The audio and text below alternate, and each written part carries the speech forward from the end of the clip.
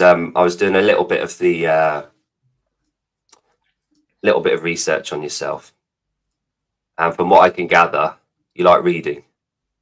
Where have you been? all it was just your Instagram account. So I got what I could from there. But yeah, so what are you reading at the moment? But I can see your last post, you had a couple of books on the go. Yeah, February was big. I got out the habit actually end of last year. And then February got back into it, thankfully. What am I reading? Jane Austen. Yeah, nice. I'm trying to be more read because I haven't read anything. I wasted my youth. So yeah, trying to read some big girl books. Wasted is a strong term. I'm sure you. Well, I'm sure wasted you're in terms of that, in terms of actually reading and doing things like that. I think, yeah, over the last couple of years, like there's Erin, the gym owner where I live, she's recently got into reading. She claims to have only read 2 books in her life, and she's 36, turning 37.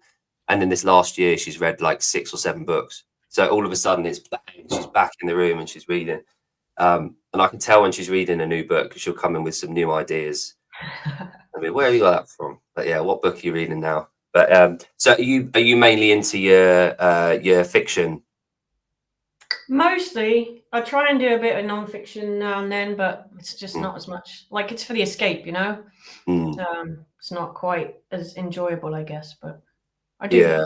Some And you don't get told what to do you? Exactly. You should do this.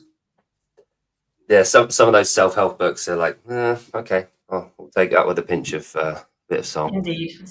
So, Rebecca, thanks for joining me today. You are going under the radar with your company that you established. That was the plan. Yeah. You came along. But I actually came across RizngTide about a year or so ago, and when would that have been? I think OG, there was a post, and Chase and Bill were on a show, and they talked about that you were a licensed partner in Europe and you were a seller here. And that was the first time I sort of came across your name. And then again, you sponsored Kill Taylor a little while ago, didn't you? I did, yeah. Yeah. So again, it kind of flagged up then. And Jason, I know, talks about you a lot and does promotions there. So again, your name's kind of been there, and it's going to be really interesting to hear about how it all came about, your interest in that kind of section of CrossFit, and why the company was kind of established. But a bit about yourself first. So where are you from, Rebecca? For the Americans that will be listening to this in a few hours' time, where are you based? So originally from Gloucester, home of chasing cheese down hills. But I've moved just a bit further north into Worcestershire. So that's where I'm based right now. Lovely. And you were born and raised there. How was your family? All happy families growing up? No complaints. No, good.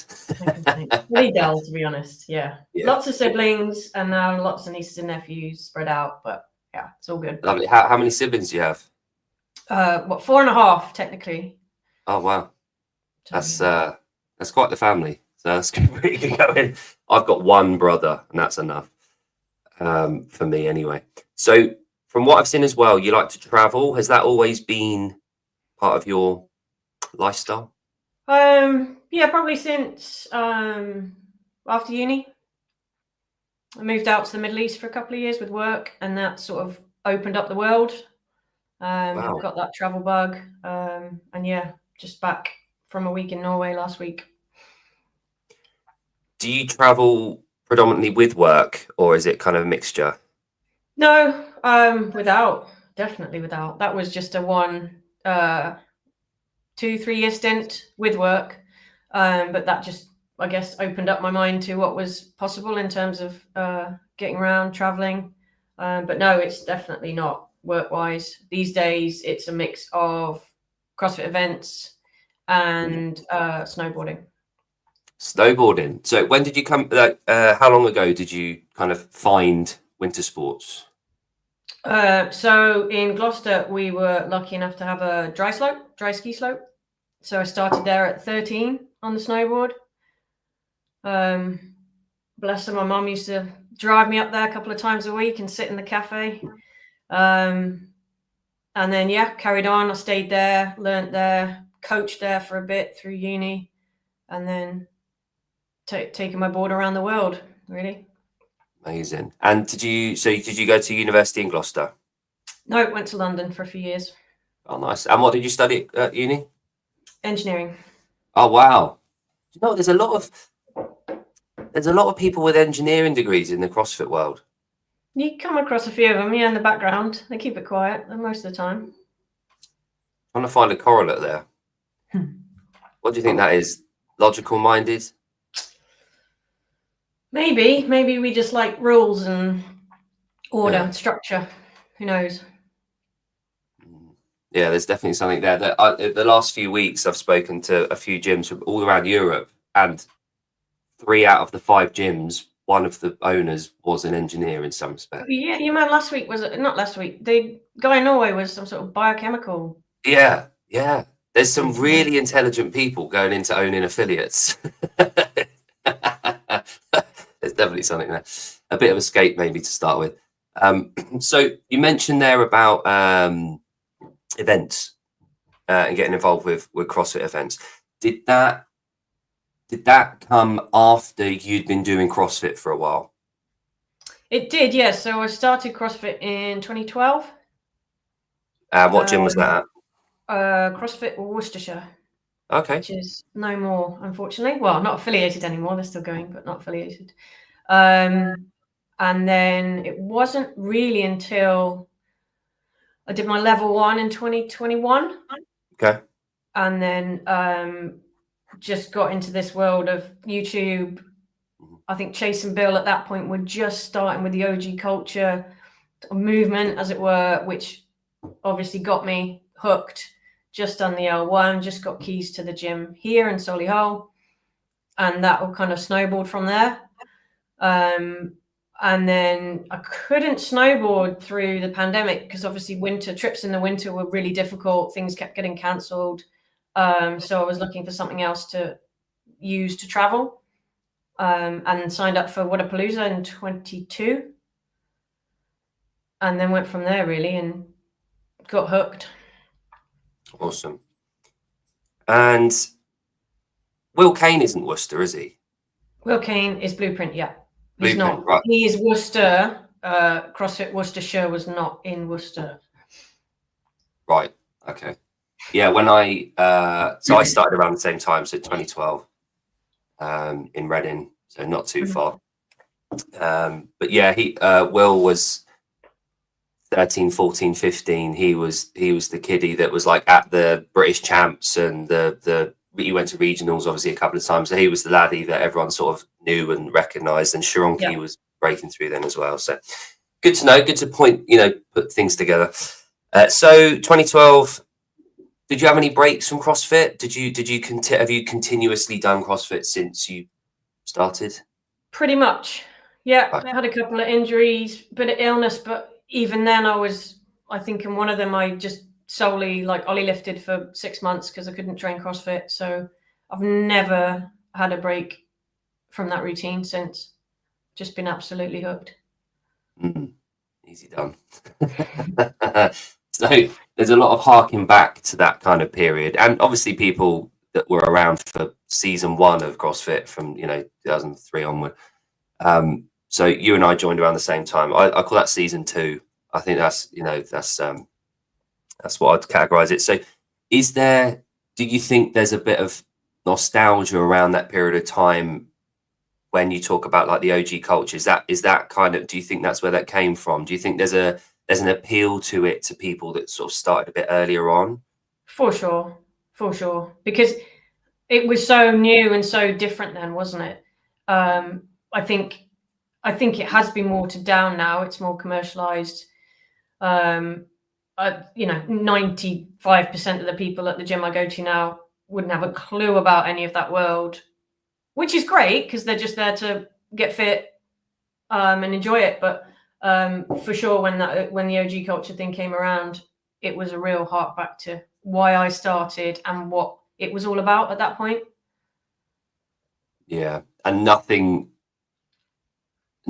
kind of, no icon does that like Pukey or that clown. You know, that silhouette of the clown on the OG stuff as well. It's funny, isn't it? How that can mean so much. One image can mean so much to people that were kind of around then, and then to other people. You know, like you said, the commercialization of the CrossFit gym has been a necessary step for them to survive and to thrive and to gain new memberships and be able to pay for new ski ergs, new C2 bikes, new gym floors, the plates that are now dilapidated because of constant use for the last decade or 15 years. That income needs to come from somewhere, and getting people into the gyms isn't a bad thing. But it's nice when you meet someone from that period that understands. It's tough to articulate, isn't it? The what it meant and the differences without sounding you should have been there. You know, there's that kind of tone that goes with talking about it like that. But I don't know about you, but I feel kind of a little bit kind of privileged to have been around then, to experience Absolutely. the Yeah. golden era. Absolutely. Tuning in and watching regionals at the time, and then the games, looking forward to that. Watching And then Sam Riggs dominate, that was, yeah. that was all at the time I was starting out. We went to where were those events run? Down near Reading, like a sports facility with an outside track. Went to one in 12 or 13 with Briggs and Catherine. There's a couple. There's oh blimey, now you're talking. There was the Battle of London, which was at Brunel. That's the one. Yeah, that was it. Yeah, in the early days. And you're right on the sidelines watching these people that you had no idea who they were until a few years later, and you're like, oh, okay, cool. But yeah, that was fun. That was a good time. Yeah, you know what? That Erin, the owner, she competed at the Battle of London that year at Brunel, and that was when I think it was 2014, the year after it went to the Copper Box, didn't it? And they destroyed the floor. Went to that as well. That was big time. That was the first time I'd gone to a live CrossFit event and thought, this is a sport. Like this could be bigger than. Obviously, we've watched the games and we watched the Open, we watched regionals and that kind of thing, but I hadn't actually been to an event where I genuinely believed this could be a thing. And that bloody burpee ladder premiered there that they did, and I don't know about you, like we retest that at the gym once a year, and no one looks forward to it. It's minging. If anyone wants an aerobic workout to do that will destroy you in under 10 minutes, if you're lucky, it's the burpee ladder that they premiered there, which was an EMOM with a 10-second break between. You have to think about like an arena.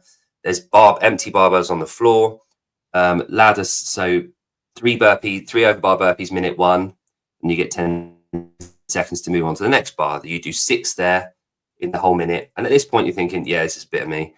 And then you add 3. So in the final minute, if you get there, you're at 30 burpees over the bar to complete the 10-minute EMOM. And I think it was there was a lad called Muller, I think, from Germany. He was the only one that completed that whole lad. None of the women did. It was just this absolute savagery. And you've got like Andrea Agar, Sarah Sigmund's daughter, Katrine, like all the big names were there, and no one bloody finished that workout, just one guy. So if any of you want a quick workout, try that one. But yeah, so you're doing CrossFit for for 9 years up until 21. You do your level 1. What kind of gave you the kind of oomph to do your L1 in 21, and where did you do it? Where did I do it? I did it in Worcester, actually. Was local 1.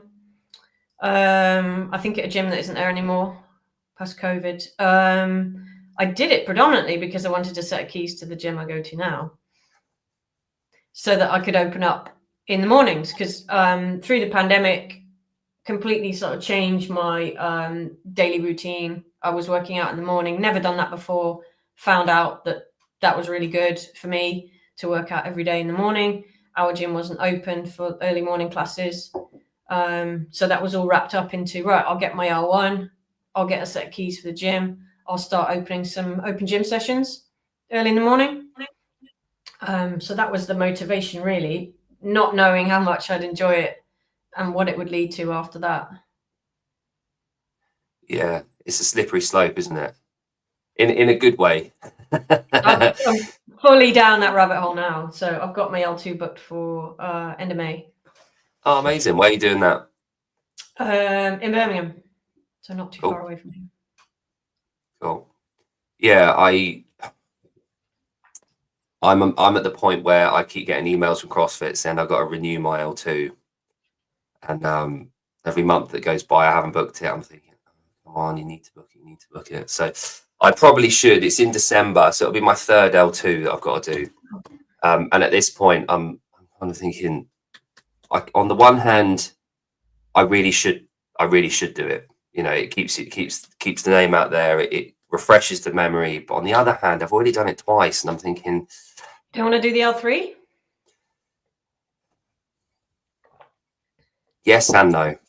So yes, I think it'd be an excellent step. I think I've probably got majority of the knowledge, the CrossFit specific knowledge that goes with the L3. But then there's part of me that doesn't want to fail it. I don't want to gear it up and say I'm going to do it. And then, because where I live, I live on the Isle of Man, which is in the middle of the Irish Sea. So I'd need to travel, go across, find a test centre, do it, travel back. And the idea of doing all of that and not passing, I really need to feel confident in it. So yeah, it could be a push that I need to do that, sign up, and then I put the effort in. So you're probably right. I probably should go down that route. Yeah, living and breathing this for so long, I think it's probably a better idea than just renewing the L2. But yeah, good point. Anyway, it's not about me. It's about you. So yeah, so 21, you get your L1. So you bought your L2 book for this year. What's the journey into the events side of things? So I've got where are we? I've got a picture from your. Hang on. Still getting used to this whole clicky mousey thing. I'm a bit of a caveman. Here we go. So that's your bag. There's a lot there. There's a lot there to unpack, but we won't unpack the whole thing. So there's a lot of events there. How did you go from doing your L1 to wanting to be event staff in some capacity or another? Where did that come about? That was just the urge to travel, I think, that got sort of taken away during the pandemic. I mean, who doesn't want to go to Miami in January, right?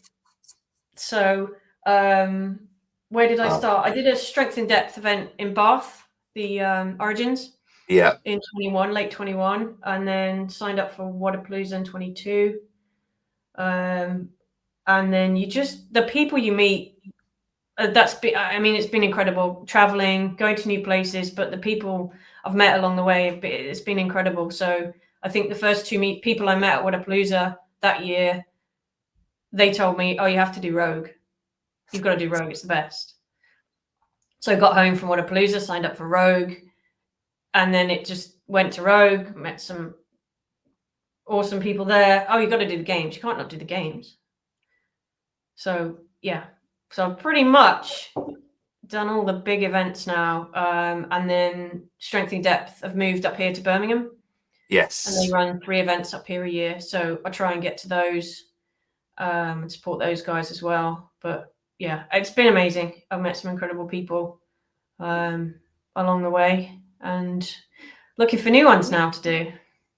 Excellent. So you're officially event staff. That's your thing now.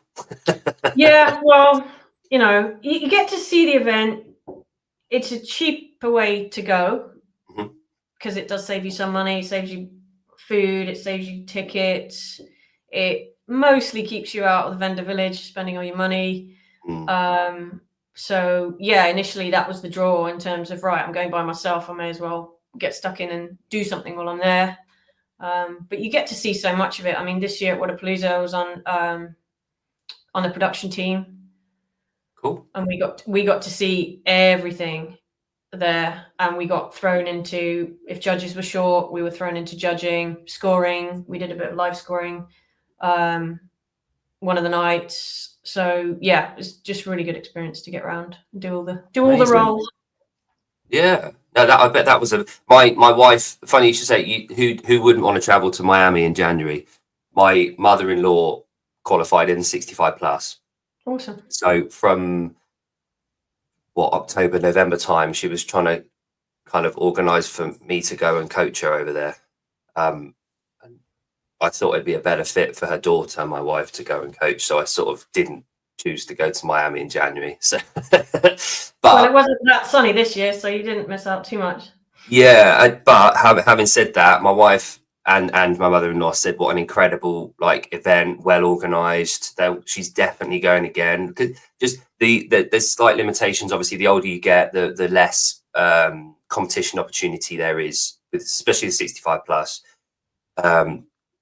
But the trip to Miami, she won it. So, and a very generous prize pot. So that almost paid for her travel to go there. Yes, so that was well worth it. So, but they said what an incredible kind of display of organisation and on the scale that it did.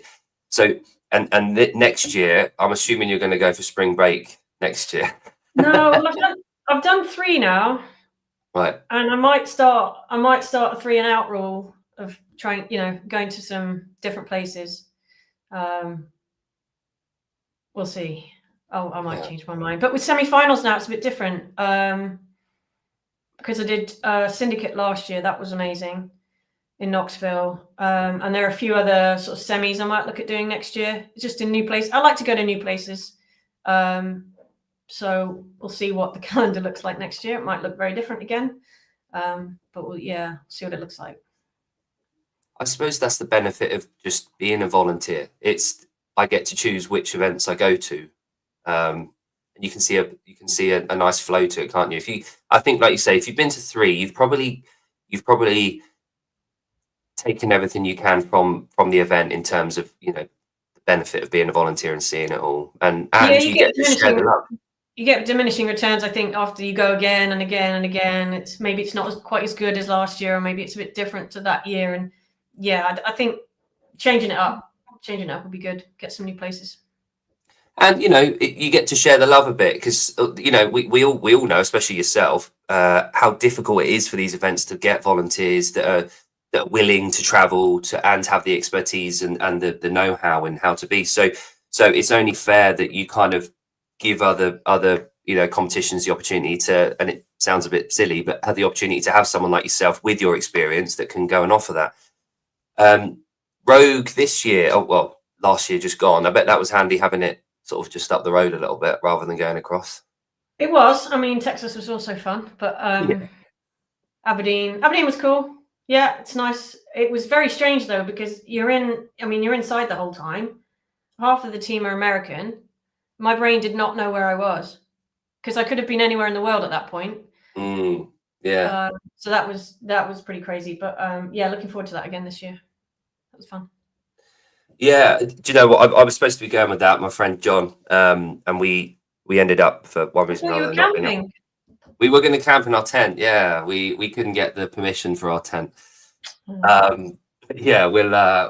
a look into that this year. But it's my wife and I's 10th wedding anniversary the week after, so we're going to kind of work it in, because she's mega into CrossFit as well. So we're kind of, I think Aberdeen for our 10th anniversary with our kids is probably going to be on the cards. But yeah, I know what you mean. A very, very odd feeling. It was very from a view for stand back watching online. It could literally have been anywhere. The only way know-how was the bagpipes and the tartan. But they still played the American anthem every morning, so it was very confusing. That is brain, but yeah, it was a good time. What's your take on that? I've talked about it a couple of times with a few people, not online, but the identity of the brand and the sport remaining US centric. Do you think that has the legs to stand globally as it rolls out and tends to get bigger a little bit with, you know, events. Do you think that US identity, the national anthem, because we're not used to that as English people. We're not used to having that pride in our national anthem all the time, except rugby and football games. Very different culturally, I think. What's your, how you said it felt a little bit strange. How do you think it will remain that way? Do you think that's a positive thing for CrossFit to kind of maintain? I mean, it was strange, but I love it. I love that. I love that passion for them and the pride. They're Rogue. That's where they're from. They then played the Flower of Scotland immediately afterwards. So it wasn't just, you know, here's our anthem every morning. All of their crew, or most of their crew, American anyway. I think it's great. I think it's great that they show pride in that and in their anthem. And it obviously G's them up for the day, as well as everyone else. So listening to Flower of Scotland every day was awesome. Much better than our anthem, isn't it? But I don't feel, because day to day we're at the box, we're here with just regular people. I go to events in the UK, events in Europe. I don't feel that it is intrinsically American or linked to that, to be honest. A lot of the content is coming from there, but it then depends what you're into, who you watch, who you choose to follow, because there's a lot now coming out over here, and that's great. But no, I tend to agree, and that was the only reason I asked is because you've obviously you took it up at the same time as I did. So when we came into it, it was USA, it was Golden Eagles, it was the, you know, Star Spangled Banner, it was thrown in, it was America, it was on the, you know, the finals are in America every year. It was a very, we embraced it and took it on as an American thing. With the expansion globally and it moving on and the events coming up around the world and everything, it's a very different prospect now than it was potentially. I believe that it should remain that way. I think it's good that it's got that identity and it's got that that label. But like you said, at the affiliate level, so 95% of the affiliates, they've got no idea who won the games last year. They don't tend to care. They don't know who Rich Fronin is. I mean, that blows my mind. But they don't really care about that kind of thing. The sport to them isn't a sport. The sport for them is seeing who won the whiteboard that day. It's rather than at the games level. So I think you're right, and you've got a very good position where you kind of bridge the gap between the community at the box and the sports, but without actually competing in the sport. So you get to stand back and watch it kind of transpire. So it's really interesting hearing your thoughts on that. So we come to RizngTide. What year did you start RizngTide? it was only last year. Okay.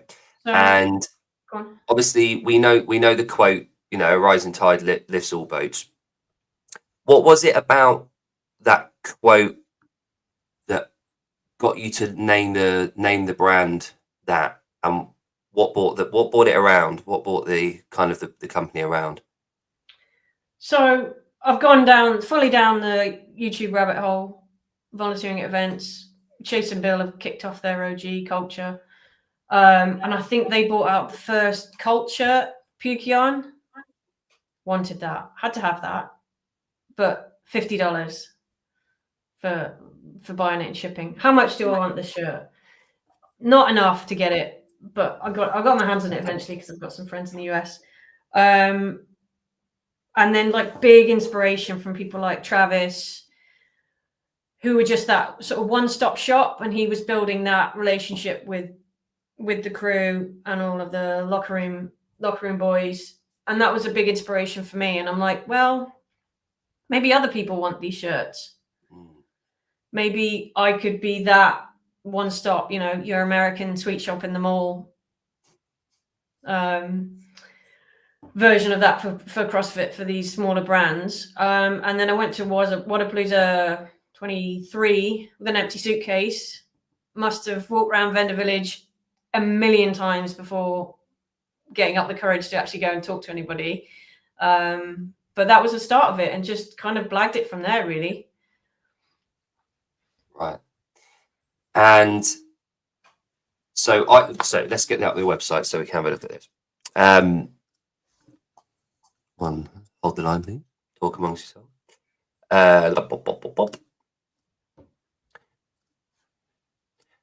All I want to do is I'll get your website out. Brands. So easiest way just to show you brands that you're doing is here. So we'll come back to Holy Balls in a minute because that's obviously a relatively new edition, one that I'm yet to try. You've got OG Culture, Lauren. Bloody love Lauren. Have you been listening to any of her podcasts recently about her dating? I haven't. No, there really is only so much you can consume, and I'm at my limit. Yeah. She's doing well there. Obviously, Savant, we know all about that. Coffee Pods and Wads, so Pedro doing his thing. CrossFit Linchpin. That's an interesting one. Yeah, so I followed that during the pandemic at home and still am. So I'm one of those open gymmers and a coach that doesn't do classes, which is very naughty. But yeah, so I was following them since the pandemic, and people go crazy for patches. Crazy. But you can't get linchpin patches over here. So I hit up Pat. Managed to get some. I think I got 20 and they sold out in like an hour. Wow. Because there was just that sort of pent up demand in Europe and everyone was like, yes. So we did initial 20 and now I've got full stock of those. So that's how that came about. That was cool. Awesome. I used to have Pat's quote on my wall at my old gym written up there. Although we penned out the high five bit because we were very English and we don't do high five. Hiller, obviously we know about Hiller. Sentinel, is that a relatively new one? Was that autumn last year? Got a few in just to see, because obviously Sentinel was fairly new after he changed his name. And we got a few in just to try out, see how they would go. They went pretty quickly, so waiting for some more stock from Travis for Sentinel. Now, these two, TDC Mercantile, these are awesome. How did that conversation go? Did you get in contact directly, or did you go via someone? No. So I got I got quite brave after the first few, because everyone, like pretty much everyone I've contacted has been receptive, right? Because there are no losers here. They're getting to sell more stock. It's accessible for people in Europe. Our shipping rates are really good, certainly for mainlanders. No one's losing out, right? And then we're just using all our profits to do good things. So it's a pretty easy pitch for most people. And Dave took a while. I was astonished that he even responded in the first place. He responded with a very polite, not really, and then I wouldn't give it up. So that took the best part of a year, with some obviously extenuating circumstances in there. But yeah, finally got there with Dave, and it's amazing to be able to sell this stuff over here. Yeah, my pride piece of purchasing over the last decade or so was I got a pair of the bison leather Nano 2s in, I can't remember what year that would have been, but they did this like limited edition. They had 4 different types. There was like a snake skin one, a buffalo skin one, and I managed to get myself buffalo leather Nano 2s. And they're downstairs in a box, and I'm not touching them because they are my pride and joy. Anything leather to do with CrossFit, just for some reason, just rings true. So I do love that kind of stuff. So yeah, TDC, and then the final one. Now this one, these cards. So I'm not sure. You might be able to tell me differently. I'm not sure how big they are yet. over here. I say over here in Europe. But everyone that I speak to, pretty much every day I speak to these guys in the US, they all have at least 2 of these things, trading cards. How popular are they over here yet? Not massively. But in fairness, like, we've got a very strong base of customers that often will buy everything when it comes on new.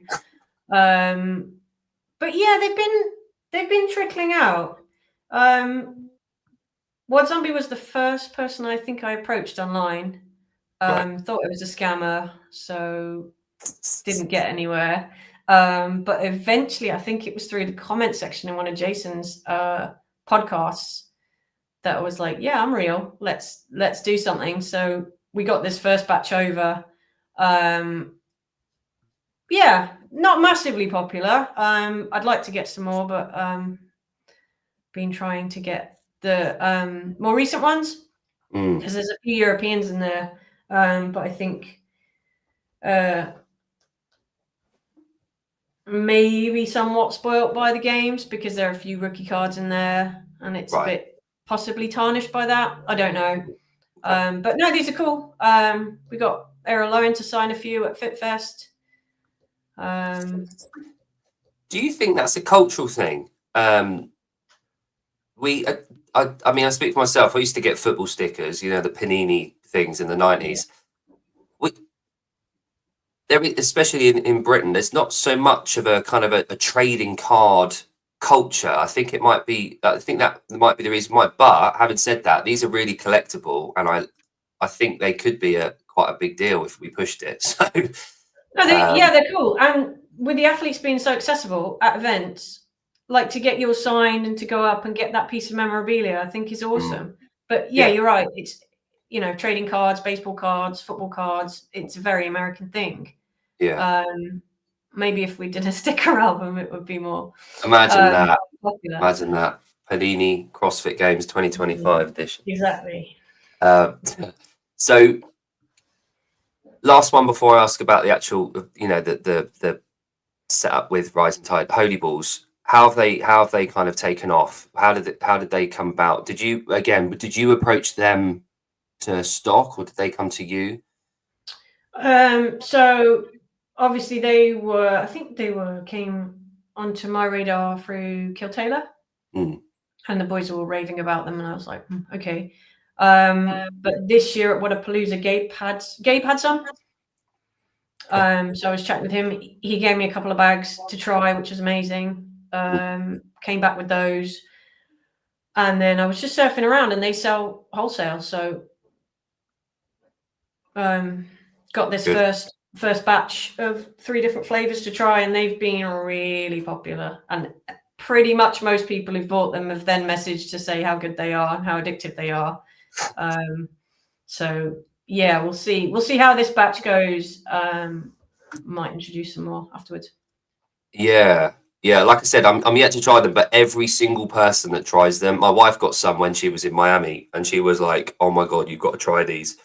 Never bought me any back, but yeah, they look the part.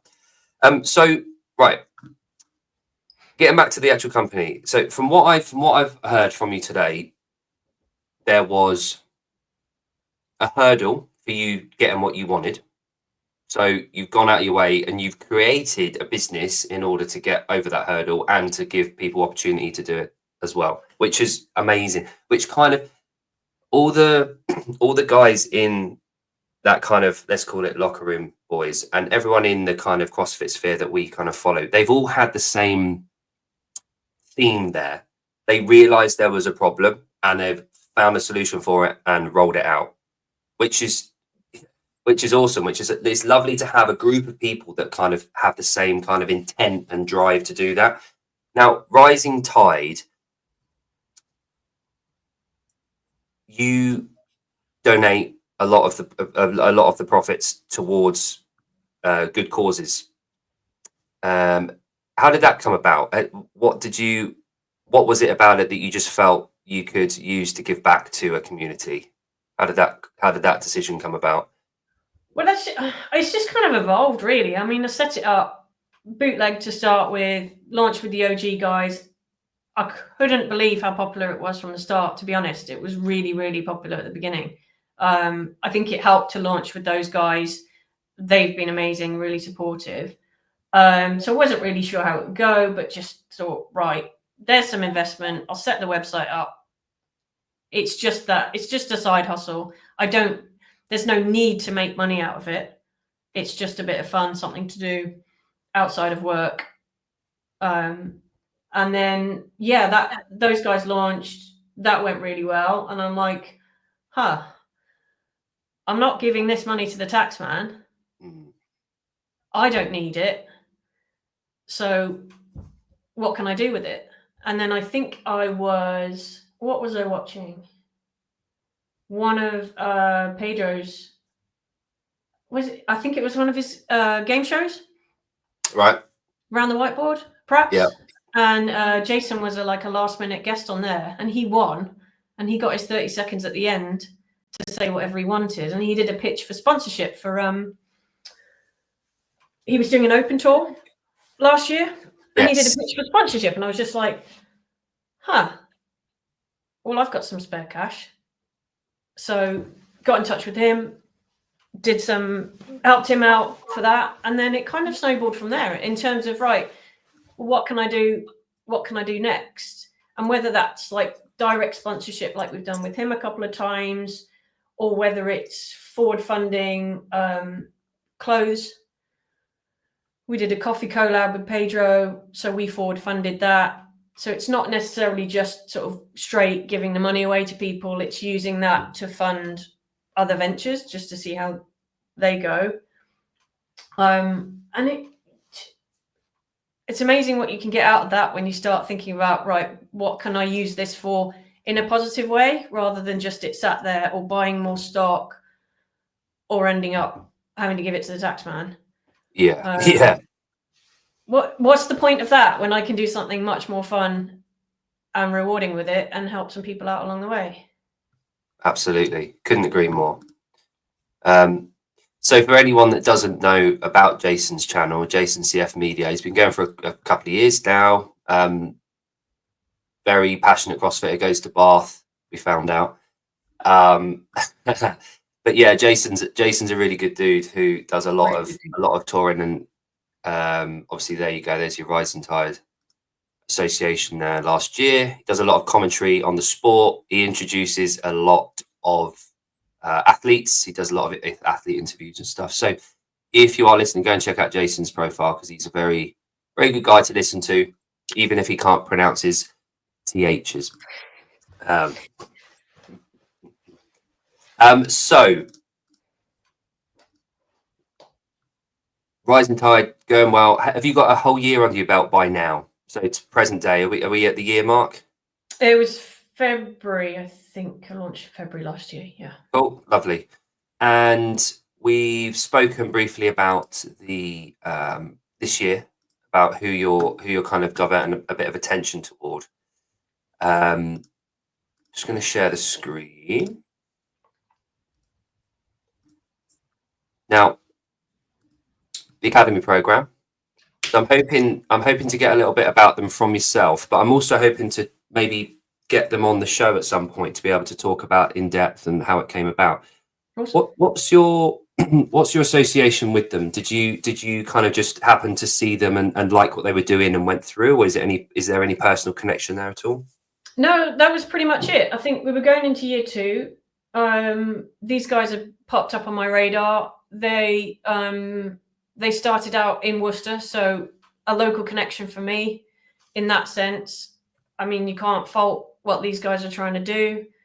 They were local, and I thought, why not this year just approach them to see if I can sort of pledge all our profits over to them. I mean, we have a tiny reach. It might only be a few £100, but they were incredible, came back straight away, really receptive, really pleased, and they've been really supportive. So much like everyone else we've approached along the way in the community, I mean, I don't know why it blows me away every time, because the community is amazing, but it still does that. You know, that want for people to be involved, to help you out, to be helped out, has been incredible. I think there's a common theme between people that do CrossFit, and same principle as the fact that I've never known for anything to be nicked, like stolen or a theft at a CrossFit gym. People that go there work hard for what they want and what they get. They put the effort in and the time. And those types of people, like yourself, like these guys, like everyone else in our industry, they realize at some point that the value that they can pass on to other people is more than just being paid for it. It's more that you get a feedback loop of a real good feeling of passing on that knowledge that works so damn well. And the academy, for anyone that doesn't know, is, it's written on here, but it's using what we know, our methodology, to pass that on and inspire and create awesome humans from a younger age, going into schools, partnering with schools, and using the CrossFit methodology to do that.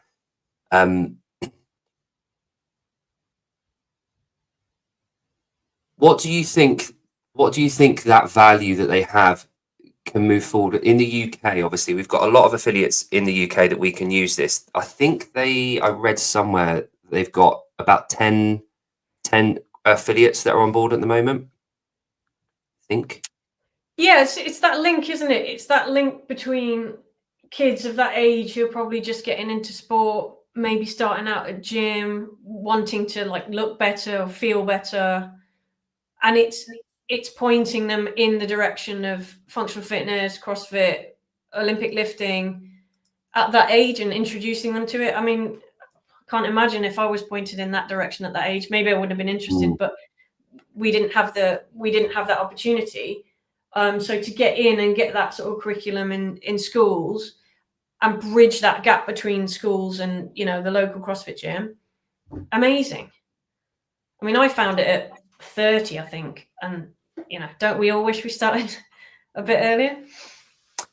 I had that conversation with someone the other day saying, I think this guy's 38. He said, I wished if only I'd found it 5 years ago. And I kept saying, well, but there's 43-year-olds saying that they wish they found it at your age. So no matter how old you are when you find CrossFit, you could always have been younger, but you found it now. So you're doing the right thing. But again, something you said earlier about everyone wins from this. One, obviously, serendipitous effect of this is that the CrossFit affiliates benefit as well. Everyone wins here. There's no losers here.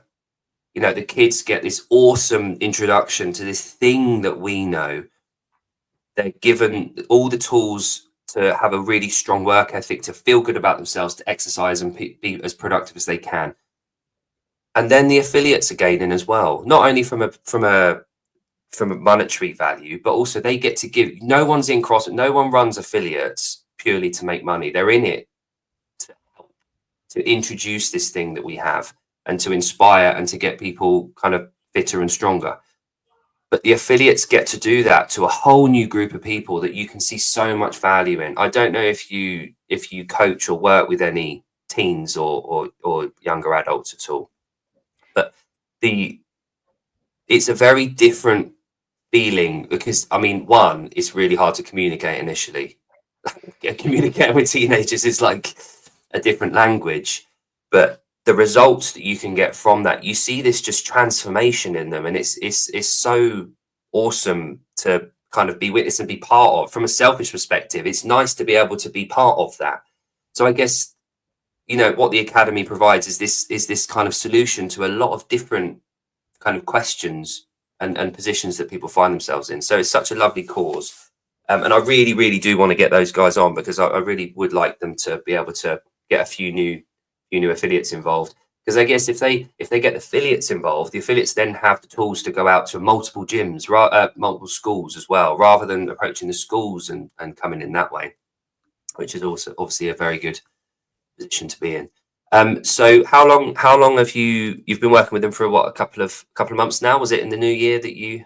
Yeah, just approached them in the new year, see if they wouldn't mind me basically pledging that and tagging them and stuff. It's always internet's interesting, isn't it? Especially in the times we're in at the moment. Can I tag you in? I'm launching Dave Castro gear. That might be an absolute, oh no, we don't want to be associated with that. Or that might be awesome, because it's exposure. Thankfully they were all in, and they're like, yeah, go ahead, collab, tag to your heart's desire. So that's been, it's been amazing, and to be able to give back into that and support them, that means a lot to me. I can do that personally through coaching. I just started coaching in January at the affiliate I go to. And as you say, the young people, it's interesting. Just with the attitudes they come in at, maybe overconfident, maybe much less confident. It's a real mixed bag. And it's a challenge for me as a new coach, especially, just to try and adapt. You can't go in and maybe push them and yell at them.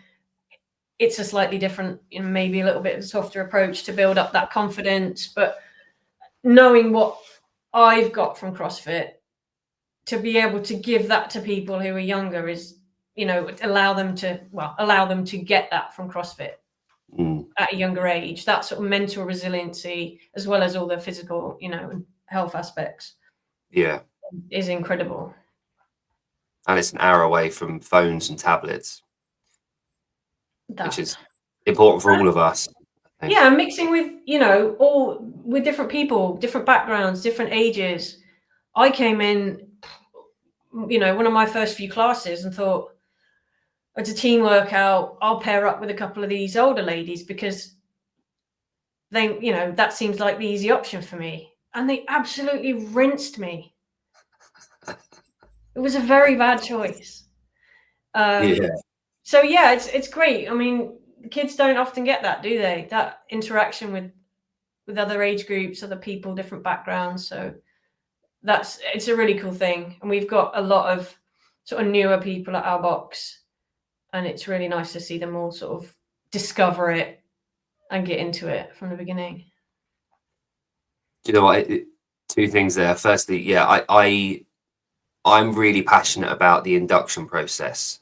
So when people first approach the gym, I want to sit them down, and I want them to know that I'm trying to contain my excitement for what they're involving themselves in. I think it's really important that they go through that process rather than just jumping into a class with all the miserable old gits at 6:30 in the morning, just trying to get done before work. I want them to understand this thing that they've just discovered is going to completely change their life if they do it properly. It will completely change your life. It's not too dramatic to say that. No, I agree. But also, like you said, we had my old gym. I used to own a couple of affiliates down outside Windsor, and we had this guy that I'd been coaching. He was 65 at the time and labourer. So he just worked on building sites his whole life, been doing it 45 years. I've never known anyone to have his grip strength. It was absolutely insane. He had like catcher's mitts hands, right? And he was but he's this old boy, he'd walk around, slight little like limp and going around. And I paired him up on this workout with this 16-year-old girl who was relatively new, relatively quiet, and just kind of subdued. And just her parents had obviously said, you need to go to the gym, blah, blah, blah. I paired them on this workout. And by the end of it, they were like best mates. And you've got this like girl of Indian origins, 16-year-old, very quiet at the beginning, paired with this 65-year-old, really, really working class guy that's like totally, they would never, ever, ever meet or talk outside of the gym. And to this day, they're mates. They're like, you see, and they still go to a gym down the road together. It's so lovely to see. And those bonds that you connect with complete strangers, you're bonded by this thing that we have that's just hard work. It all boils down to the fact that these people in this community that you meet are all there just to work hard and get after what they want. And that's the common theme with everyone involved in this community, whether it's at the sport level, at the affiliate level, operating, online services like yourself. You're working your arse off, but you're constantly giving back to people. And that's the beauty of this thing, because no one's in it for selfish reasons. And if they are, they don't tend to last very long in this community. They usually move on relatively quickly. So,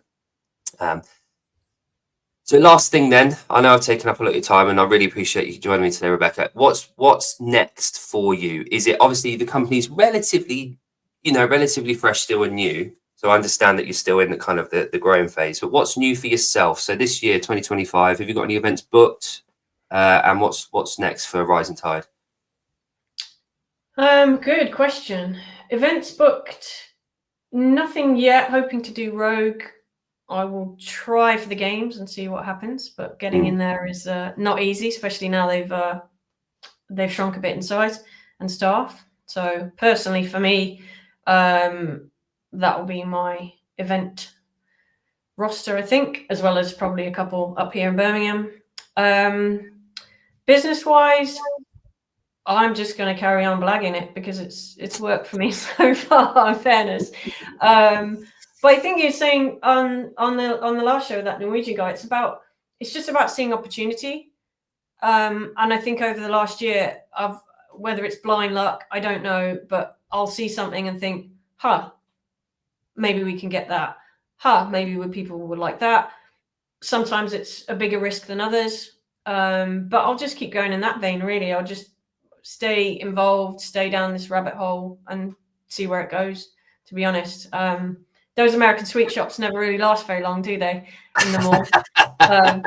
So we'll see how long. We'll see how long we can keep it going. They're great, though, aren't they? You go in there and get some weird little thing for like £10 for a chocolate bar that you've never heard of before, which is great, and a drink. Yeah, I mean, hopefully that's the bit. I have tried to make it accessible and not. Yeah. We've still got to be cheaper than getting it from the US and waiting 3 weeks, which is why we've sort of messed about with the delivery rates into Europe, so that the taxes aren't getting in the way of people using us. So it's a balance, but yeah, just going to keep the eye out for the opportunities and see what comes along. Good. Well, there's a quote about being lucky, isn't there? About the harder I work, the luckier I get.